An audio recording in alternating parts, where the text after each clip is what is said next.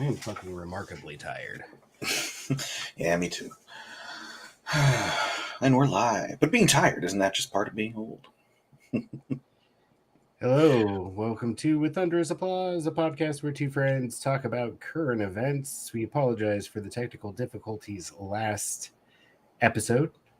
It's easy to blame Comcast, so we will. I'm Zach. And I'm Steve. And today we're continuing our conversation about Project Drawdown and various kinds of projects, large and small, to sequester carbon and heal the planet in time for human beings to be able to continue to exist on the planet rather than going extinct in short order. Yeah, everyone's worried about, comets and stuff like that and asteroids crashing into the Earth. I think we've got this. Yeah, I think we got this. I don't think we need any external help. We're good. And that's a bigger conversation in and of itself. I respect one particular thinker who's like, it's just human. That's just hubris again. It's just your human supremacy sneaking through, thinking that humans can cause like their own extinction. And it's like, I mean, that's like any species can do that if left unchecked. And that's shit. You brewed beer, man. What does yeast do except to like consume all their sugars and fucking die until they kill themselves with their own excrement? That's basically what's happening here. We're just yeast, man. Yeah, who would think we couldn't kill ourselves? It's super easy. Like anytime you have something like the deer in Yellowstone, where they took out all the wolves and the deer were just like, we're going to eat ourselves to death now. Awesome, go deer. Yeah, exactly. You figure this shit out. All right, so let's do a quick check-in because it's been a few weeks, I think. It has. Last week, you came to town to help a friend move. That was fun. Oh, yeah. You were able to do that without catching COVID from me. Yes, or from fucking COVID. Yeah, or from one of the other people who tested positive after we all left. Who was that? Yeah, do you know Kendrick and Angel? But they weren't there that day, though. No, they came later in the day. You had already gone. Oh shit! Okay, well then they didn't get it from me. No, well, not directly. Anyway, yeah. Oh, so they tested positive, huh? I don't know about him, but her for sure. Yeah. Okay, well, I don't feel as bad because when I told our buddy, I was like, making the awkward calls, being like, "Yo, bro, might have gave me the Rona. You might want to go get tested." Not I think I've had that conversation once or twice in my life. Yeah, first time either of us has had to make that call. Anyway, yeah, I got coronavirus, and that's fucking nuts because I dodged a bullet for 2.5 years, and then somehow, like, after more or less, like, yeah, I think that's a mistake because I think everyone considers it to be after Corona, and it's like, obviously it's not. See, I didn't, and it's funny because I'm pretty sure if I contracted it, I mean, who the fuck knows really where it came from, but like, I'm still to this day like pretty good about wearing a mask. Yeah. And I know that we went to some end of the year events at the kids' school, and like the only ones in the room wearing masks, and I'm pretty sure that's where we wound up getting it. It's because there's just like hundreds of people being like, "Oh, we don't have to wear masks anymore. The state doesn't." It's like, so if the state's not telling you to do something, like you're not going to do it, while at the same time preaching that like, we have your kids' health and safety in our mind, and our biggest concern is how negative of an impact wearing a mask has on your children. I'm like, pretty sure getting really sick or having family members die is a bigger impact than wearing a fucking mask. Like, well, it's interesting that it's like, on one hand, the state knows nothing and I'm not going to wear a mask. And on the other hand, well, they said everything's okay, so I don't have to wear a mask anymore. It's like, well, which is it? Are they incompetent or stupid? Pick one. No, I think they're both. They're incompetent and stupid. The schools are a fucking mess, and I cannot believe that it's been going on for as long as it has. Like, just bullshit, like, oh, you're not allowed on campus at all if you're unvaccinated because we don't want you getting our kids sick. But then, like, you're not enforcing them wearing masks. And then as soon as the state lifts a mask mandate, which was premature, right? They did it for political Right. expediency. It There's was no other all reason. political. There's no medical fucking there's no fucking medical reason to lift the mask mandate. None at all. It was all political. And as soon as the state says, "Oh, we're making this political decision because it's an election year," right? As soon as the state lifts the mask mandate, the school's like, no one has to wear masks because coronavirus wasn't actually a thing like a week ago when we were requiring you to wear masks, but like now you don't have to wear a mask because the state doesn't say. It's just a fucking mess. Well, and even if it wasn't an election year, eventually people just are going to get tired of it. And so you get enough angry calls and letters and stuff like that. And you're going to be like, well, I guess the people that I represent don't care anymore. So, yeah. Well, I was always the angry person on the other side of that. They were like, parents don't want to have kids wear masks. It's oppressive. And you're like, fuck you. You're snot-nosed kid. He's like in this room full of fucking people, like sneezing and coughing and shit. And like, you don't think that they should probably either, ideally, not even be there. Right. When you're sick, or at least wear a fucking mask. I don't know. I wish that we'd all just go the way of the Asian cultures and then just like have a culture of like not getting other people sick. Yeah, masks all the time as soon as you feel even slightly sniffly. Yeah, or even just in flu season, they don't even have to be sniffly. They're like, this is the time of year that the flu goes around. We're all wearing masks because we all care about not getting sick. Right, and I'm sure they're intimately familiar with lockdowns and shit. They want to avoid that. Yeah. Well, and like packed in like sardines, like not just in Subway. I mean, like, I don't know. I've been in New York before on a couple of occasions, and it's like, besides the subways, most of the places are pretty, people free. Like, like you'll pass within 6 feet of a bunch of people, but you're not actually like crammed in next to each other, right? Unless you're on public transit, and so like, not that huge of a deal. Or in a restaurant or something. Yeah. The Bay Area is like that here in California too. Like, just. I fucking hate it. I get the food might be like better than it is other places, like, but I don't understand the appeal of like standing in a shoulder to shoulder with people for 45 minutes waiting for fucking food. Right. It's well, like, and at this rate, I would just go get a double from fucking Wendy's, bro. Like, well, and like the only real big advantage that I see in cities is that they get like big concerts and stuff like that.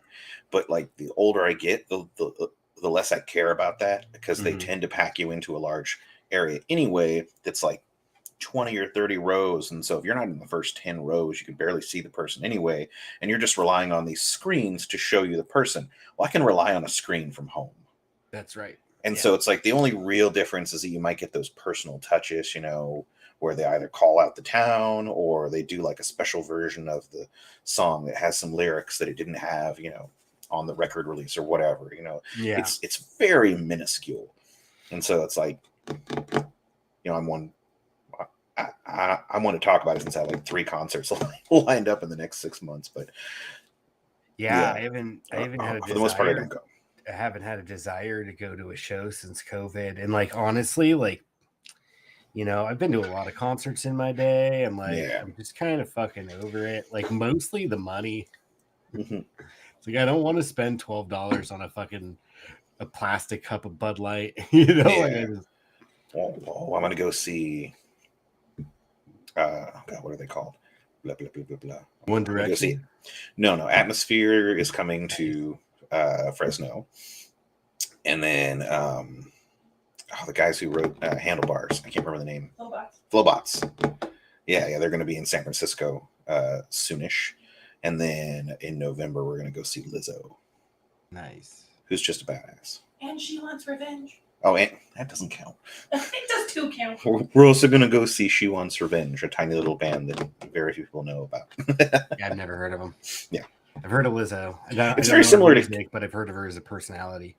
Yeah, very similar to Cake. She Wants Revenge in the way that it is. So what if the music is different? The vocals drive everything. Yeah. And the unique vocal rhythm. Yeah, exactly. Yeah. No, I hear what you're saying. Okay, cool. Well, that seems like a decent check-in. I got coronavirus and we helped a friend move, and he's in Seattle now.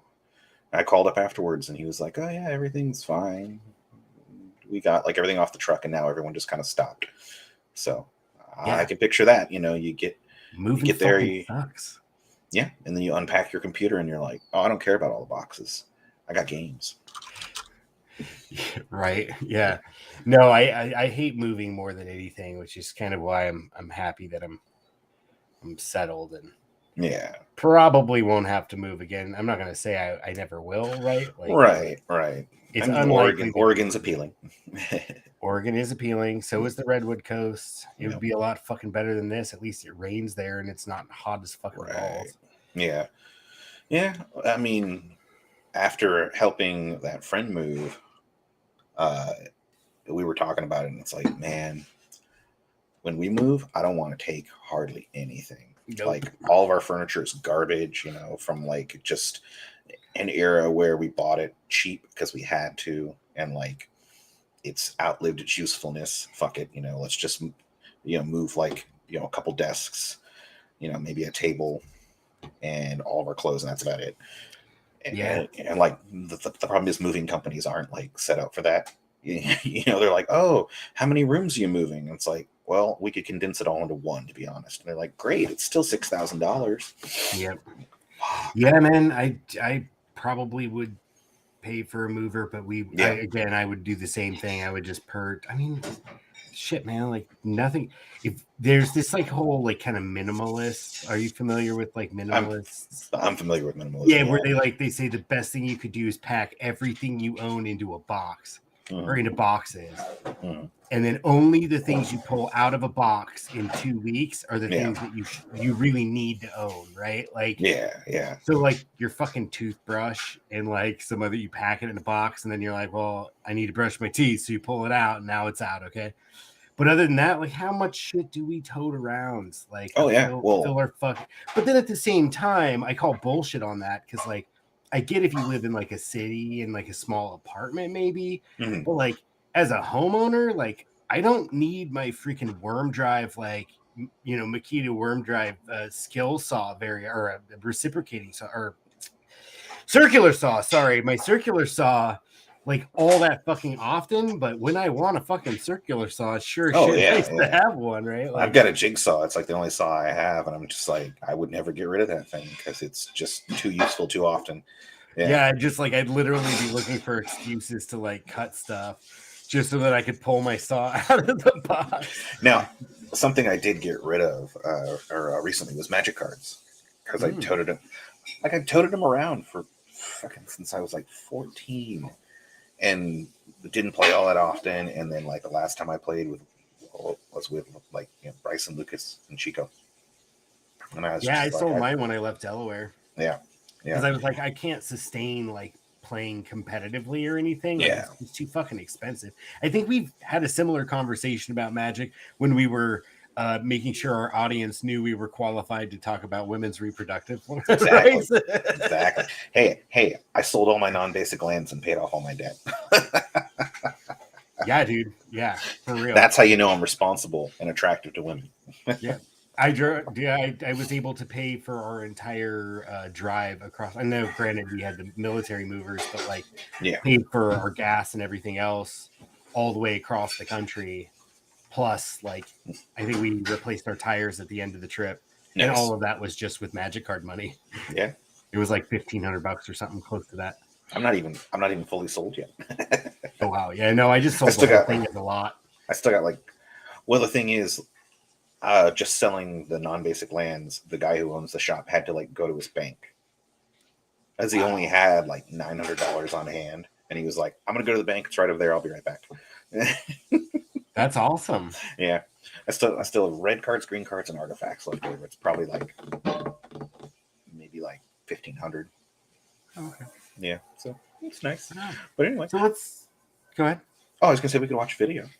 Yeah, let's wrap up this conversation here about Project Drawdown. I think this is just one of a couple Drawdown conversations we're gonna have. Is that right? Yeah. I mean, I'm not gonna probably pull from the Project Drawdown YouTube channel because it's very limited and it's in it's all in Pittsburgh, and they have a tendency to talk about like, oh yeah, we replaced our fleet with electric vehicles and we did a whole bunch of solar panels and stuff like that. And I don't want you to blow a gasket and possibly have a heart attack. So, yeah. Because lithium mining is not sustainable. No. And it's not worth covering because enough people are talking about it. I think I'd rather talk about like better uses of land and stuff like that. Because like, Yeah, like that's really where it is. The clip where my fucking Comcast was shitty, like, wasn't he just basically talking about using like little tiny underused or unused spaces in urban areas, and then basically making pollinator habitat? Yeah. We're actually gonna watch it again since we didn't get to talk about it. Yeah. Sounds good. Let's do that. Roll it. I'm Tom Mulholland. I use he, him pronouns. I'm a senior project manager at Grounded Strategies. What does Grounded Strategies do? We work in like underserved communities to support residents in reclaiming vacant land and addressing issues related to hypervacancy. So that kind of looks a lot of different ways. There's a lot of different ways that we like address that goal or that we do that work. Sometimes it's, just supporting an existing grassroots effort. So we offer resources and technical assistance and things of that nature to help people who already have kind of a vision in mind. We also work in communities where that kind of desire to do something in green space and open space is more nascent. In that case, we can help with planning, we can do like co-design work, and we can facilitate like the implementation of those projects. When did you realize that you were interested in land use? I kind of was always into drawing and writing and stuff in high school, and then in college try to intentionally make that happen more around myself, organizing zines. I like to make little comics and that sort of thing. The fun part was making stuff and doing it with other people. I think that like continues into why I like gravitated towards this organization and then was sustained in the work that can be really, we do a lot of different stuff and it can be like a lot sometimes, but it's all very creative and it's all helping people like make real the thing that they had in their mind, and that's always just really rewarding. What excites you most about the work that you do? Just the people. So like I get to work with a lot of really great community leaders. I get to be a part of working with like these inspiring people all over the city, which is really great. And then I get to contribute to all these different projects, the variety of people and projects that I get to participate in. What's the relationship between some of these farms, like Sankofa Farm, for example? Because obviously you're doing different things, but you're working together. Like what's the piece that they're doing and what's the piece that you're all doing? There's things that we've seen create roadblocks for people, and we want to try to make sure that those roadblocks are addressed in some way. A lot of people are bringing the energy, but they maybe don't have a shed full of tools, so we can bring that. A lot of people doing these projects pay out of their own, what they have saved and stuff to get some compost, so like a new paint to refresh the thing. And like that all adds up. It's one more reason why somebody might hang up their hat and be like, okay, I can't continue to do this. We want to support that network of people who are doing this work on their own, so they're not getting burnt out, and people who might want to enter that space feel like they're able to do it because they're supported by these existing resources.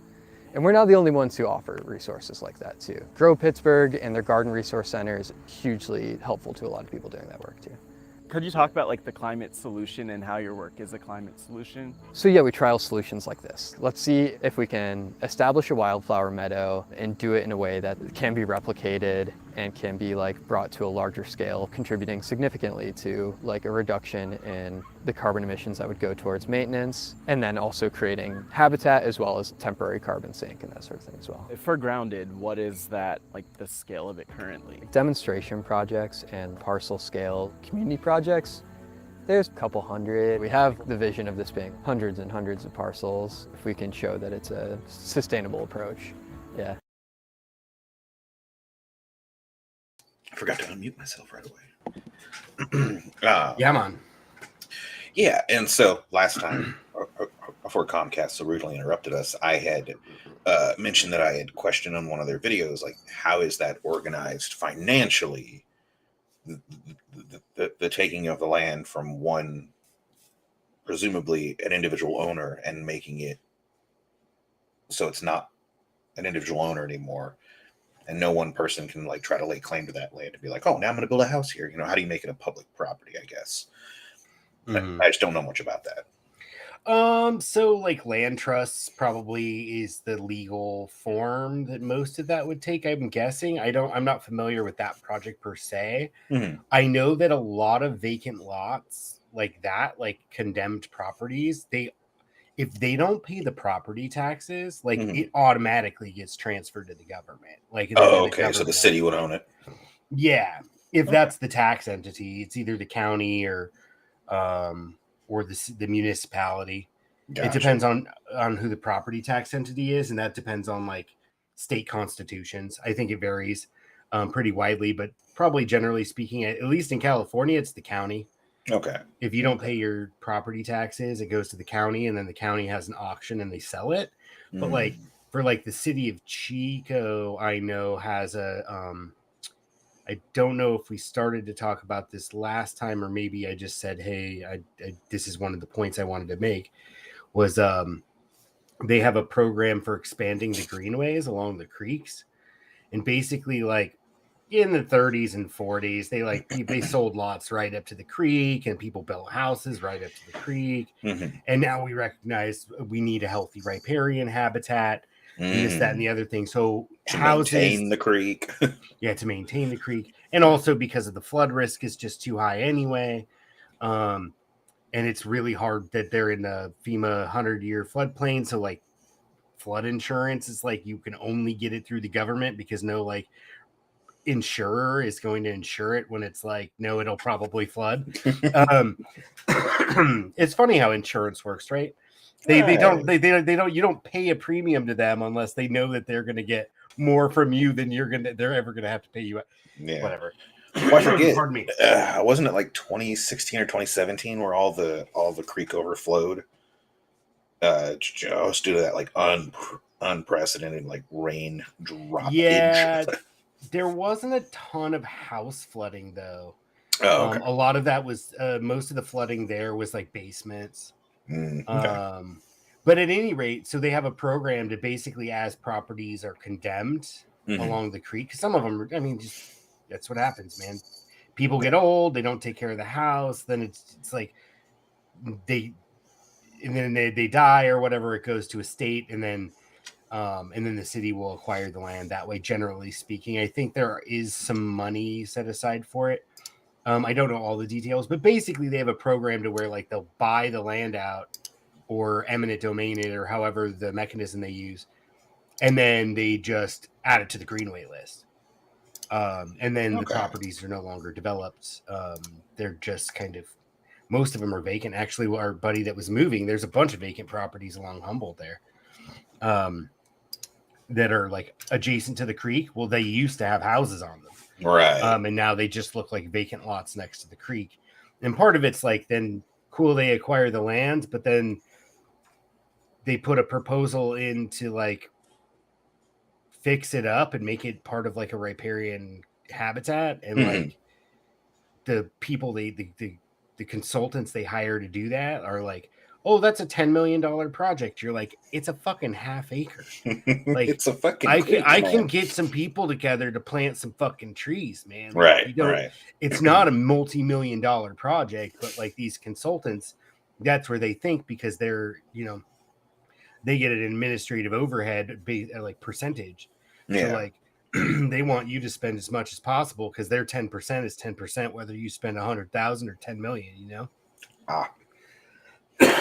Pardon me, my throat's No all worries. scratchy. Yeah.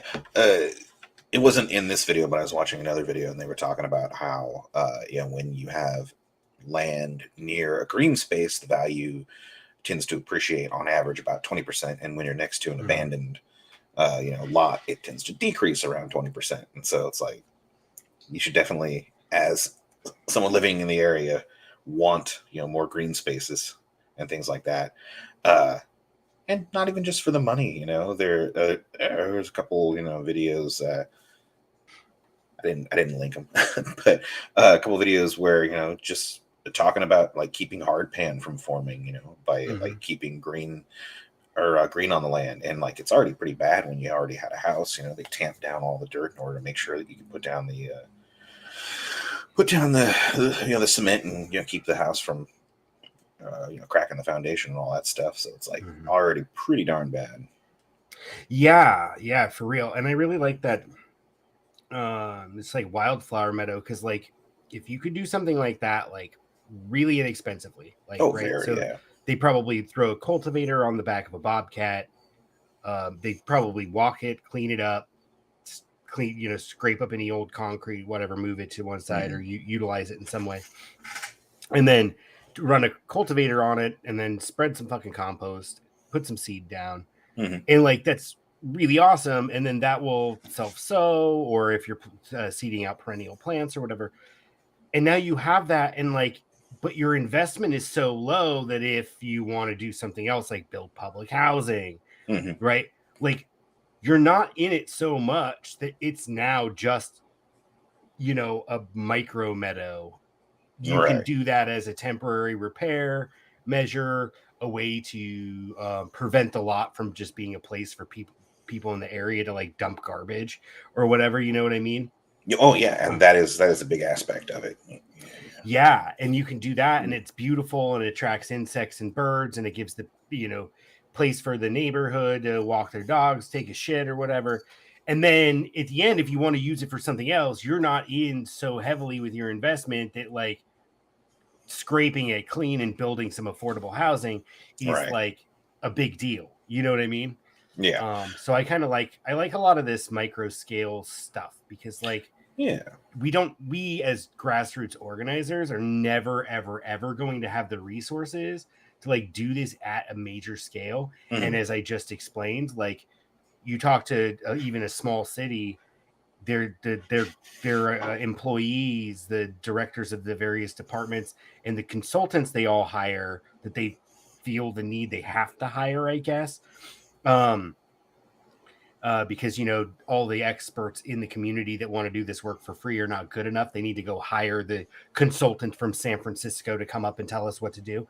But anyway, like they like big projects, and I literally had a consultant tell me that, and I may have told you this story where they were like, they kept like I submitted a project for a greenway actually, adjacent to the creek, and we're going to do a rainwater project intercept some water from like the gutters from the street and then bring it into like a rain garden kind of thing where the water would have a chance to infiltrate and have soil microbes and stuff be part of the filtration process for whatever kind of non-source pollutants from cars and shit. And anyway, like the consultants kept coming back and they were like, no, this is $1 million project. And we're like, nah, dude, like we've done projects like this, actually some at a larger scale than this, because the site's only like an acre, or a little less than an acre. Either way, we're like, no, we've done projects like this, and we've done it for like, we've done it for like $8,000. You're telling us it's $1 million fucking project? Like, go fuck yourself. Like, we don't want to do that. Like, part of what we want to demonstrate is that this can be done with virtually no resources. And then they straight up told us, well, you're not going to get any grant money from the state because the state doesn't give money to small projects. They only want to give $1 million for this, for you to build like this rain garden, but it's like all fucking concrete, and then all this plastic irrigation piping to get the plants established. And then all it is you're basically digging a ditch and then pouring concrete around it and then calling it a rain garden or like a bioswale or whatever kind of name they want to throw on it to greenwash it. But it's just a bunch of energy going into something that doesn't need to be energy. Like you could literally just use a fucking shovel, like, and 10 shovels and 10 able bodies, and you can do this shit in an afternoon. It doesn't take fucking heavy earth moving equipment to dig a fucking ditch.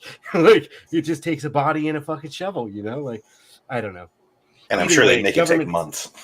Yeah, and governments just want to spend a lot of money. They exist to spend our money. Basically. Otherwise, where are my taxes going? Like, most of that money gets spent on cops. Yeah, typically 40% or so. Ooh, what do we get back? That. Closer to 60. Really? In most municipalities in the state of California, it's like 60, 65. It's actually pretty much parallel to or a similar like proportion to how much the U.S. discretionary budget gets spent on the military. Oh, It's about 60-65% in most places. That's probably how they get all that military equipment. It's a lot of fucking money, dude. Yep. All right, roll it. We got biking. Bicycling. Cool. Yup. How did you get kind of on track, on the path with what you are doing at this point? Even in college, I don't think I knew anything about traffic engineering. I would have been shocked if you had told me that that's where I'd be now. But I think I knew what I was excited about, which was like cities and design, and then I kind of remained open-minded. Yeah, this is really interesting. How much are you thinking about climate in the work that you do? Where does it come in? Cities are obviously bring a lot of problems for the climate, but there's a lot of solutions to be found in them. Sometimes people drive just because they don't feel safe and because they don't feel comfortable. And so making it safer and more comfortable is like a more natural way to do that, because I think a lot of people only drive because they feel like they have to. But a lot of people would really prefer to walk outside and go for a bike ride if they felt comfortable doing so. How do you get people to open up to and embrace biking and getting around the city that way? You know, you get one person on a bike and they bring a friend and they encourage them to try. Like, someone taught me how to bike and how to be comfortable just by saying, why don't you come with me? I'll show you, just follow me around. Yeah. And it is more joyous, and it's an easy sell when someone starts to kind of get over that learning curve. Are there certain projects that you're like most proud of that you've gotten to work on? I think the neighborhoods have probably been my favorite in the past couple years. We just started to develop them when I started 4 years ago with the city, and now we've got 6 of them, or our 6th one is going in this fall as we wrap up the construction season. And so those projects are really great because we have really tight, narrow streets, and we don't have quite the capacity to just add bike lanes like you would see in a lot of cities. It's not the easiest city to navigate, and so especially if you're trying to avoid some of these like more dangerous feeling routes on your bike, you end up on these more residential routes that are great if you can find them, but sometimes a little bit confusing and not just right. So we're trying to find like creative connections that we can use. So the neighborhood that's right over there, I used to live over here, so I was very familiar with that route, and I knew I wasn't the only one that took it. It was a bit of a bike highway already, and so we just added a bunch of traffic calming elements to make it feel safer and make it more beautiful. And we also added a bunch of signs and different wayfinding mechanisms that made it just easier to use. And now I've actually moved away, but I still, every time I'm here, I swear there's more cyclists than there was even before, and it just seems like now the rest of the city can benefit from, this natural connection that was already here for the community here. What are like some of the most exciting parts of your job? I just think it's so cool that I get to see my projects out there, like things, especially now that I've been here around for almost 4 years. There's projects that, they were maybe wrapping up design when I started, but now they're just coming in now. Are there any? These are brave people. Because What? it's in Pittsburgh, man. I can't imagine. Like, what do they do during the winter? They don't. Yeah. That's why they're like, oh, it's great. We all bicycle. It's like, bullshit. Yeah. You bicycle for like 3 fucking months of the year. Otherwise, it's too fucking hot and humid, or it's too fucking cold. I hated it. Like, the summer was bad, but my workplace had showers, and so I could just take a shower and dry off and prior to heading into work. It was a time investment, but whatever.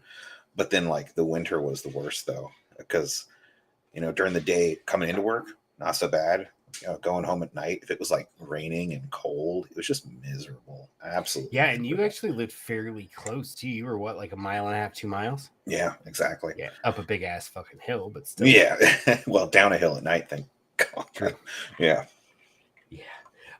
Yeah, so bicycling is cool. And lucky enough for us, like, I don't know, Fresno's a fucking shithole. I don't think there's a lot of bicycling outside of maybe the core of like old Fresno, like Tower and like those neighborhoods. There's probably some cycling. Yes, Tower's fine. There's still a lot of traffic. You do have to watch out for that. And honestly, I don't see a ton of bikes.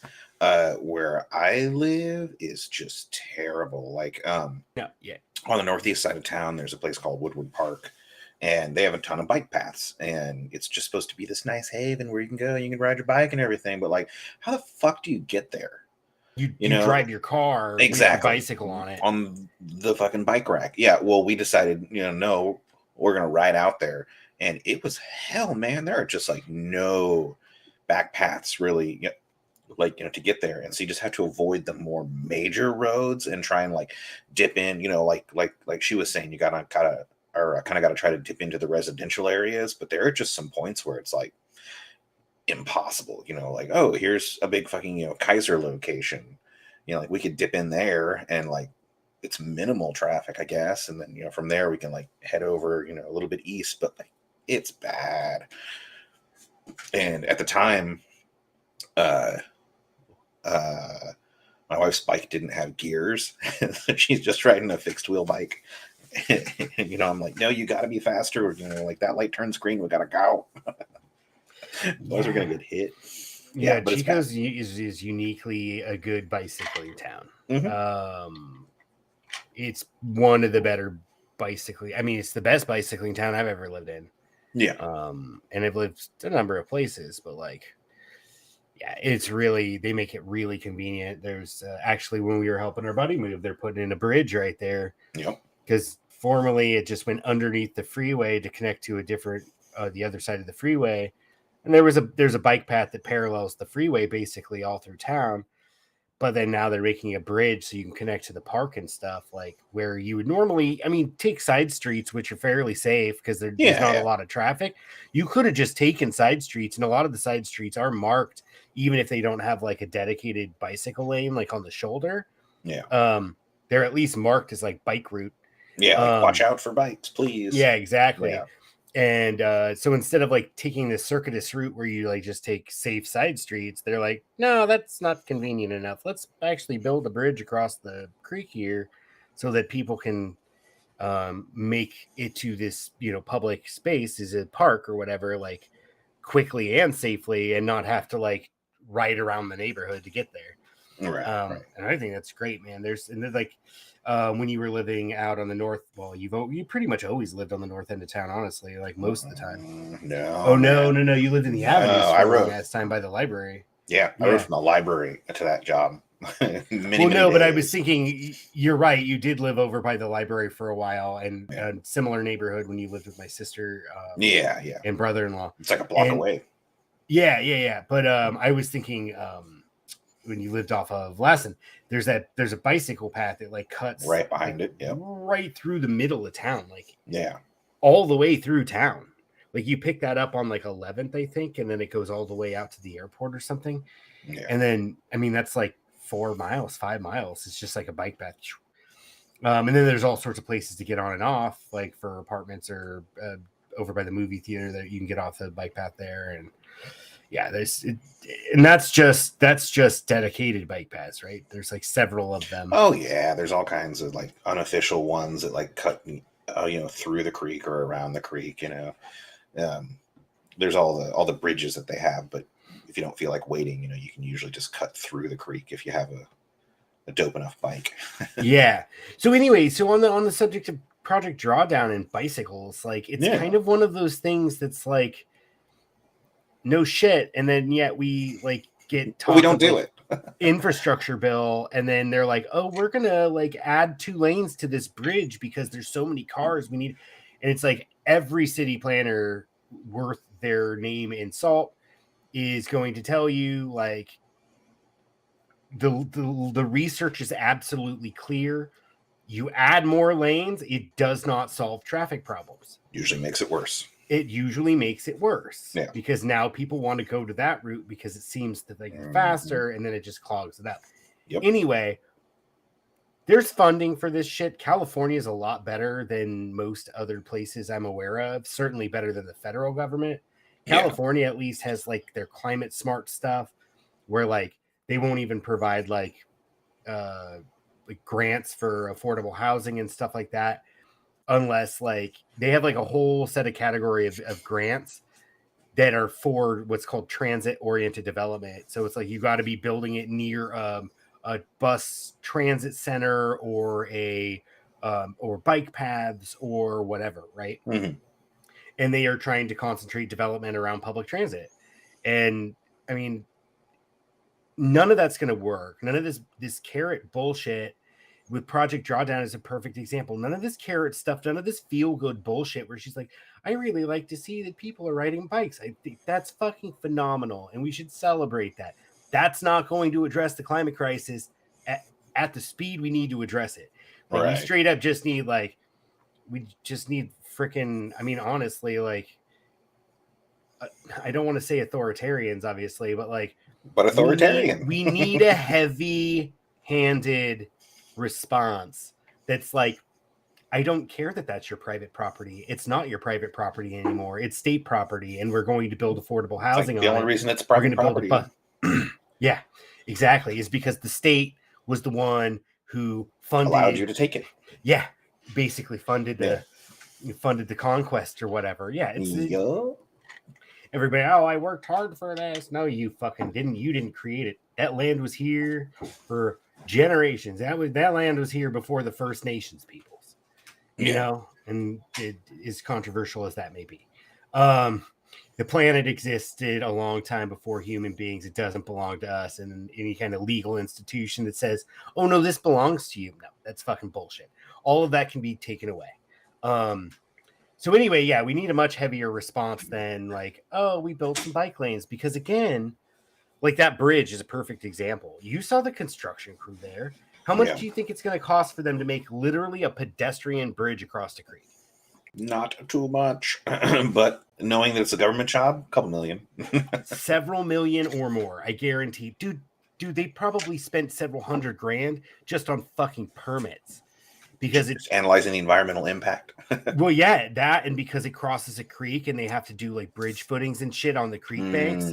Like they have to like get permits from the fucking state because it's a waterway and therefore it's like, you know, under the jurisdiction of the Department of Water Resources or whoever else.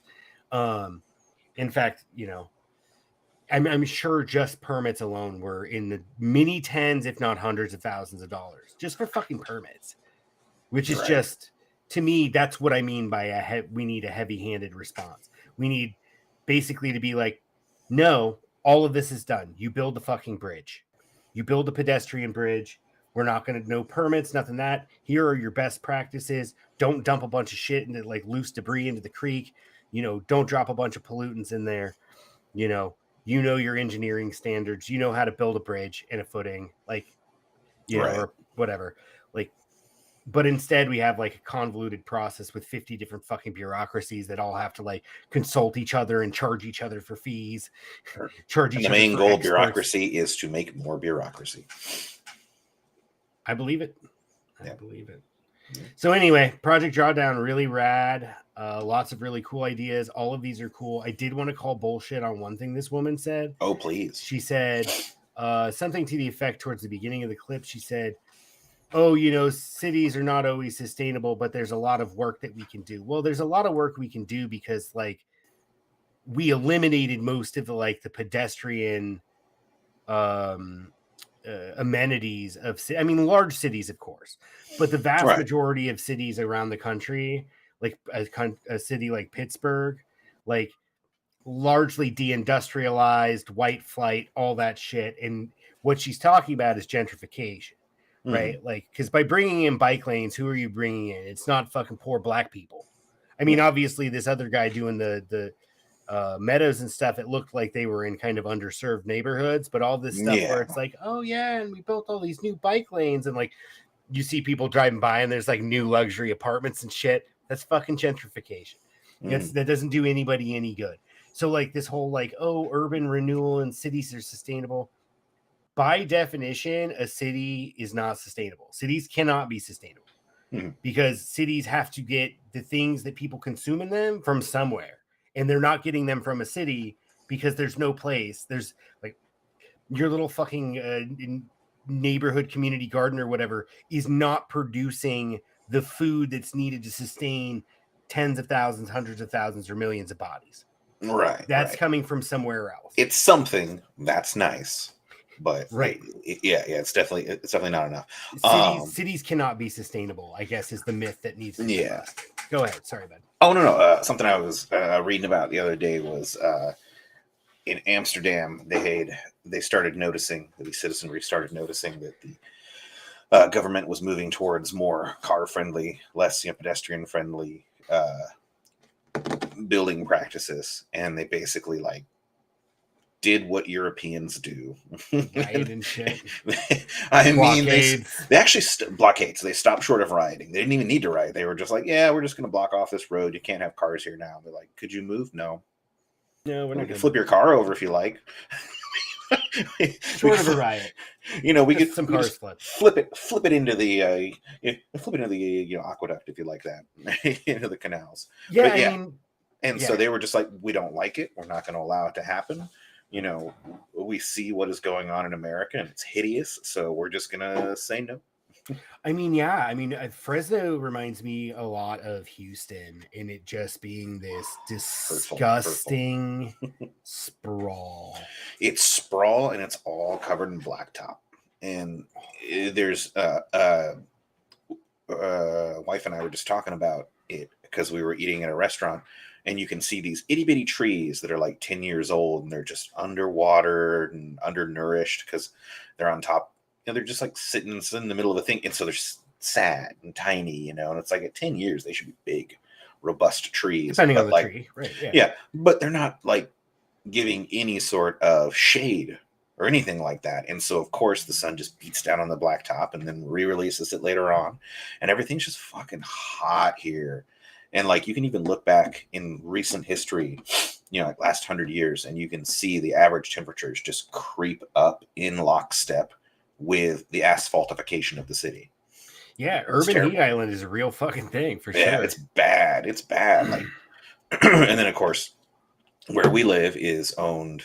We don't own it, and so we're just basically stuck with whatever they decide to do. And they decide to water first thing in the morning, rather than like as the sun's going down. And so they water first thing in the morning. The sun comes up, evaporates all that water. And so you step outside the door and you just get blasted by humidity. And it's like, this is wrong. This shouldn't be happening. This isn't New Orleans. I shouldn't have humidity when I step out the door here. It should be dry heat, damn it. Yeah, that's right. Yeah, and it's just a fucking mess. And so like this kind of like, oh yeah, we can build some bike lanes at the cost of like millions and millions of dollars. Like just striping those bike lanes. And I'm not saying we shouldn't do it. But like the problem is that like there's another concept when we talk about like civilization kind of collapsing or failing to be able to maintain it, right? Like when it's like, oh, our infrastructure gets a grade of D+ from whatever association of civil engineers, right? Well, the reason is because like it's a lot sexier to build it than it is to fucking maintain it, right? Right. And so like there's money there, and obviously a lot of this stuff was built a while back when fossil fuels were more abundant and the energy return on energy invested of fossil fuels was greater, and our empire was smaller. We needed a smaller empire to get the materials we need, but then we consumed all those, so then we need a bigger empire to get the things we need so that we can be the imperial core, right? Like and all that stuff. But like you get to a point, and every civilization does, where you can't maintain the infrastructure you have, because there's not enough resources to maintain what you have and build more, right? And so we're at that moment where like everybody's like, oh, we need to retrofit this and that and the other thing. And I'm all for retrofitting, but at some point you have to recognize like there's not enough to retrofit all of this, because that would be essentially like rebuilding it all from the beginning. And there's not enough resources on the planet Earth to engage in the project of American fucking suburban hellscapes. Yeah. Like there's not enough resources on the planet. We need several other planets to be able to rebuild it. And it's like, fuck it. The best thing we could do is start knocking that shit down and just building housing, I guess. I don't know. Or converting everything to housing and converting your golf courses and little parks like this into food forests and farms. Like, I mean, ultimately, I think we're going to have to admit that we can't live everywhere. You know, like they treat the bicycle like it's a low hanging fruit solution. It's really a low hanging fruit idea. It's a simple idea. You know, it solves a problem somewhat, but like really the low hanging fruit is we shouldn't be living in deserts with pools and lawns and stuff like that. And even if it weren't for the lawns, just living in the middle of the desert and trying to supply food to all these people, it has to travel so far. So maybe we should just kind of like, if you're going to build cities, which most people are going to want, maybe don't put them in the wrong places. Well, yeah. I mean, most cities are in places where like they serve some kind of economic function, right? Yeah, So or like used even to. like, yeah, exactly. But like Yeah. obviously like economics shift, and we see that throughout human history too, where it's like, oh, there was this big city here, and then now there was a big city over there, and that city was largely abandoned, right? Like, and that shit happens, and it's gonna happen. So this kind of like urban renewal stuff, like I can't see that and separate it in my mind from capital needing a place to go, because there's no more resource extraction that's sufficient enough to absorb all the excess capital. And there's not enough labor markets to exploit. There's not enough consumer markets to cultivate. There's not enough for capital. So what is capital doing? It's returning back into cities and gentrifying them and causing massive displacement of fucking poor people. There's fucking homeless people all over this state. And it's not because like heroin was just invented. There's been fucking opiate addicts throughout history. It's not fucking heroin. Like, and it's not laziness. No. It's fucking capital is displacing these people. And that's what I see when I'm like, oh, look at these new boutiques are coming in and people can walk there and bicycle. And this whole new urbanism is just a facade for capital to move in and displace and dispose of some people and make a lot of money selling it to other people that have the means to buy it. So I don't trust any of this bullshit. If they really wanted the city to be sustainable, then they would fucking invest in public housing so that people can stay there. Well, and then of course, people get kicked out and they have to go and live in suburbia and commute, and so everything just gets put on the back of the poorest people who can't afford it. And so they're like, oh yeah, I drive like 2 hours to work every day, and it's becoming more and more expensive. And like the real frustrating part is, of course, remote work, where it's like, oh, I work in an office and I shouldn't fucking have to, like it's not the answer to everything, but like if you have the capability to work, remotely, you should be able to. And no employee or no employer rather should be able to tell you that you have to come in for any reason if you don't, like, oh, well, our corporate, culture. It's like your corporate culture is rape me and make money. That's the end of it. I'm just tired of driving like 2 hours every day for that to happen. And and some people, because of housing unaffordability, like are commuting that far and then fucking drove past the Exxon station. I don't fill my tank very often, right? Because like I just don't need to. Drove past the Exxon station the other day. It was fucking goddamn near $7. Imagine having a fucking 2-hour commute every day, paying $7 a fucking gallon. Like, even if you're driving a fucking Prius, like that shit's gotta fucking add up. Just filled that fucker up a couple days ago, and it is $6 a gallon at the cheapest place now. And so even if you're driving a hybrid, like that's $48 adds up so fast. It's $48 a tank. Wow. Still, and that'll get you somewhere. $48 a tank. That's cute. I drive a fucking Buick. It'll get you like 18 miles to the gallon in the city if I'm lucky. So like, and it has a fucking like 18-gallon tank or something. So when I fucking fill that bitch up, it's like almost $100.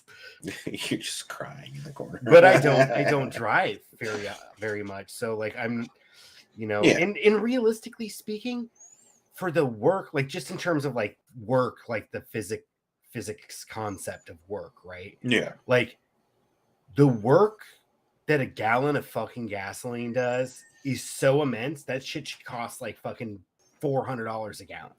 Like, yeah. it's just insane how much work comes out of that. And instead, what we've decided to do is take this precious resource that we could have deployed to, like, you know, provide healthcare and education and, like, you know, luscious gardens and all that shit. What did we do? Put, like you said, in Fresno, put blacktop and put it in cars and made it so that we take all of that precious, super concentrated energy source and almost all of it leaves this fucking engine heat. Almost all. I mean, that's what entropy is, right? It's just it's all going to be heat. But could we use it more efficiently than just like heating up a fucking big piece of steel to move around one fat fucker? Like, you know what I mean, around town? Like, because that's most of it, right? It's just like a single person driving around in their car. Oh yeah. Using massive amounts of fucking energy just to like move their ass, like what, from their fucking house to their job to the grocery store, because like they can't work from home and also live on like an eco village and have like a vegetable garden, right? Like, yeah. none of that is necessary. Anyway, is there another clip here? No. I was going to try to keep it short this week. I mean, we're already at 55 minutes. Yeah, that was pretty good. And we kind of went on some rants. Well, rants are good. Rants kind of our thing. Oh shit! You know what we didn't do in check-in? What's we'll that? have to maybe do next week. Oh, Obi-Wan Kenobi, bro. Oh, that's not what our channel's about. I mean, it's a Star Wars themed channel. We can talk about Star Wars. Entertainment is entertainment. Is I'm assuming the fourth one's out already. It is. You haven't seen it? No, not yet. Nah. It's like they like do 2 episodes and they're like, yeah, this is okay. I'm not super excited about it. And then the 3rd episode, and you're like, holy shit. And then they do the 4th episode, and you're like, why do you do this to us? Yeah. Why do you do this to us? Because they can, and we'll watch it and hand them money and be happy for it. I mean, shut up and take my money. Yeah. Yeah, I don't know, man. It's just kind of like, it's okay. I never played the video game, so I guess a lot of it like ties into which video games? One of the Star Wars video games. Oh, the only video game I know of recently is Fallen Order or something like that. I think that's the one. Yeah, I actually have that. I should play that. What system is that? I mean, it's PC for me, and it should be for you too. Because you can get it on PC. Yeah. Through like Steam or something, or what? I think so. Let me look. Steam or Epic? I forget. I think it's Epic. I think it was on sale for like Android emulator for Windows 11. Oh, you haven't done that yet.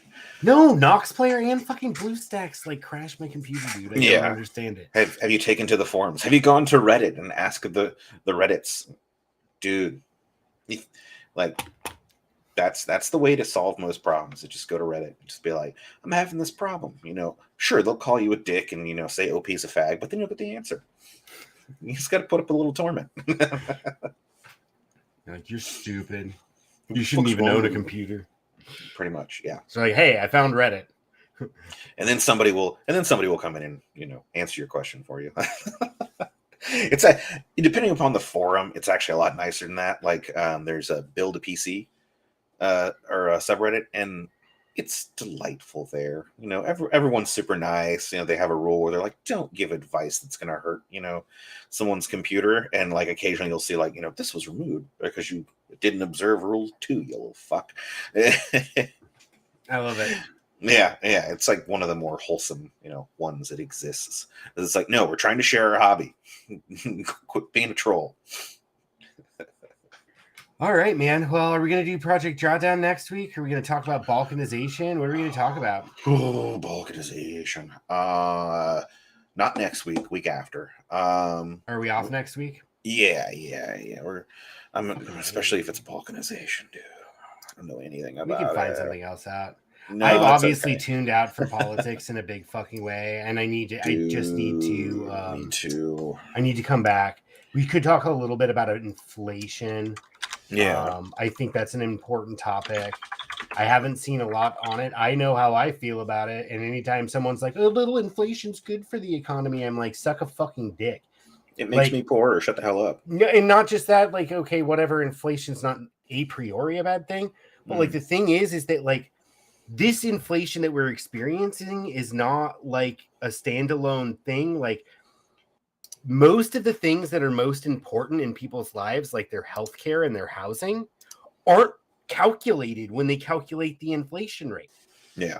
So you look at the cost of housing, I can look concretely and talk, what did you pay for rent 2 years ago? What did you pay for rent this year? That's fucking inflation, but it never makes its way into the government figures. No, Because, no. we don't count that when we talk. Well, it's like, it's an inelastic good.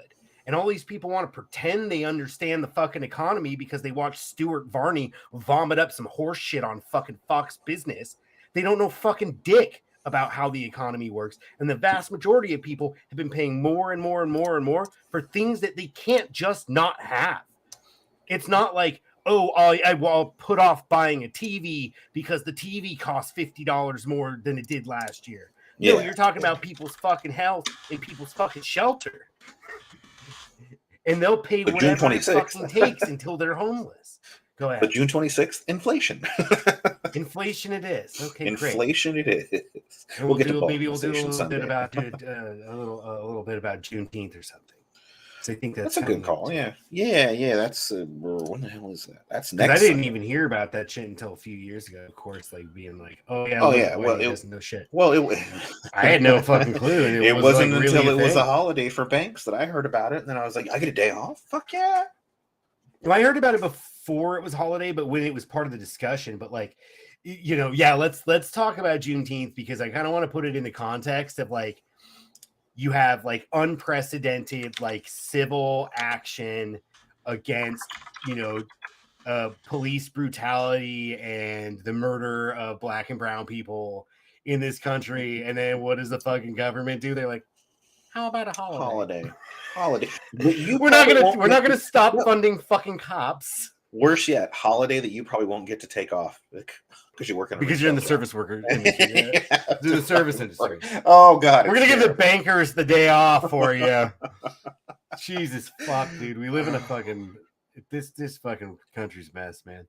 Made myself sad. It's true though. How insulting is it? And I don't want to do the I have black friends thing, but I've talked and heard commentary from Black people, Yeah. and they see right through that shit. They're like, hey, we don't want fucking Juneteenth as a holiday. We told you what we want. We want you to fucking stop giving the cops money. Stop. And I'm giving like, money, I'm give it to here for us. that. Let's Yeah. burn some more precincts. Fuck that. I'm here for it, bro. I'm here for it. Yep, Let's fucking yep. burn some precincts. Hell yeah, man. All right, man. All right. It's been fun. Enjoy whatever you're doing next week, and we will see our audience in 2 weeks from today. I'm going to check a calendar. That would be the 26th of June. 26th. We're going to talk about Juneteenth and inflation. Yes. All right, man. Much love, homie. Take it easy. Later. Bye.